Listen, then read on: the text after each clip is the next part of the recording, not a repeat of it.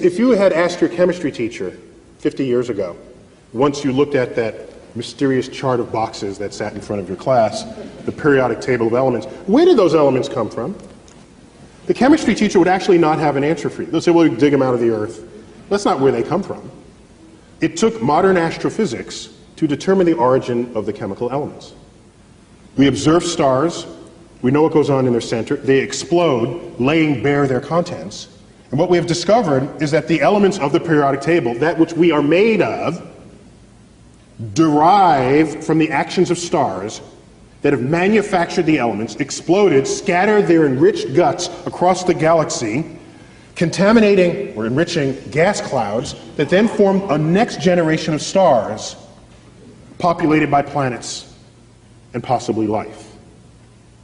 And so, when you look at the ingredients of the universe, the number one ingredient is hydrogen. Next is helium. Hydrogen, helium, oxygen, carbon, nitrogen. Those are the top ingredients in the universe. Now you say, well, okay, that's kind of cool.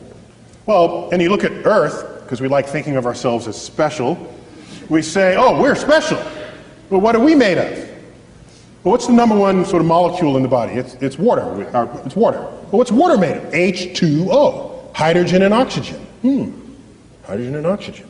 In fact, if you rank the elements in the human body, with the exception of helium, which is chemically inert, useless to you for any reason other than just to inhale it and sound like Mickey Mouse, you can't die from helium unless that's all you breathe. Number one in the human body is hydrogen. Matches the universe. Number two is oxygen. Matches the universe. Number three, carbon.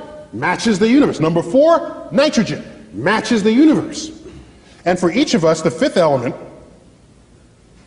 other, is the same in both places. Okay?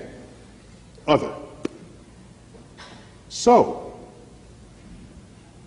we learned in the last 50 years that, of course, not only do we exist in this universe, it is the universe itself that exists within us. And had we been made of some rare isotope of bismuth, you would have arguments, hey, we're something special. But there are people who are upset by that fact, saying, well, that mean we're not special? Well, I think it's special in another kind of way. Because when you look up at the night sky, it's no longer we're here and that's there. It's that we are part of that.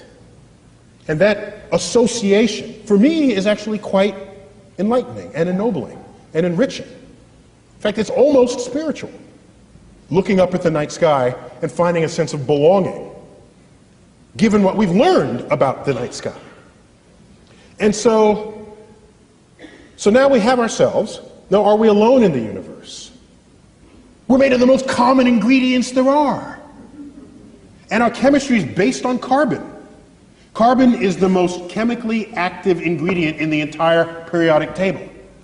If you were to find a chemistry on which to base something really complex called life, you would base it on carbon. Carbon is like the fourth most abundant ingredient in the universe. Isn't that rare? You can make more molecules out of carbon than you can all other kinds of molecules combined. So if we ask ourselves, are we alone in the universe? It would be, in spite of my diatribe about UFOs, I tell you in the same breath that it would be inexcusably egocentric to suggest that we are alone in the cosmos. The chemistry is too rich to declare that. The universe, too vast.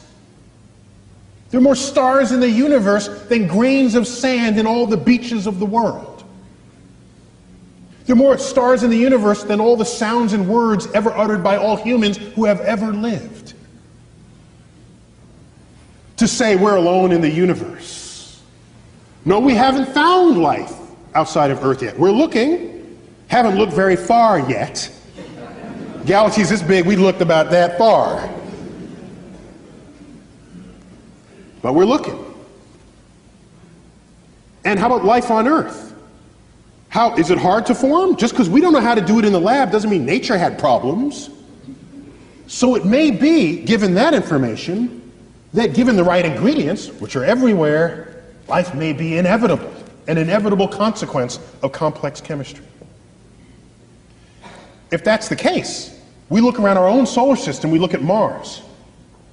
All the evidence suggests that Mars was once a wet, fertile place, an oasis. There are dried riverbeds and floodplains and river deltas and meandering rivers. It's all bone dry now. Something bad happened on Mars.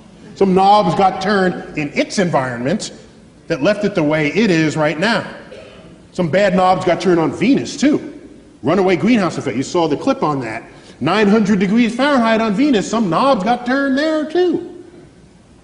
People say, why spend money up there when we spend it? Because up there we might learn about down here, okay? I don't want a runaway greenhouse effect here.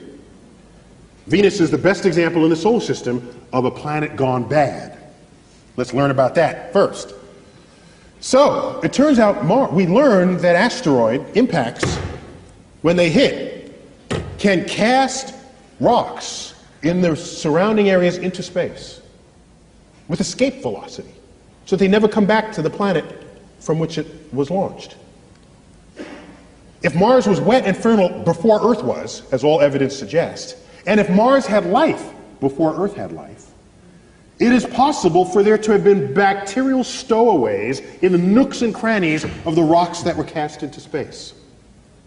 There's some hardy bacteria that we already know exists on Earth. Survives extreme temperatures, pressures, freeze-dried, reconstituted, radiation. The hostile environment of space would be nothing to some of these bacteria. It may be that life on Earth was seeded by bacterial stowaways on rocks that were cast free from Mars. This is a plausible scenario that's called panspermia, the transference of life from one planet to the next. If that's the case, that makes all of us descendants of Martians. I want to alert you in advance.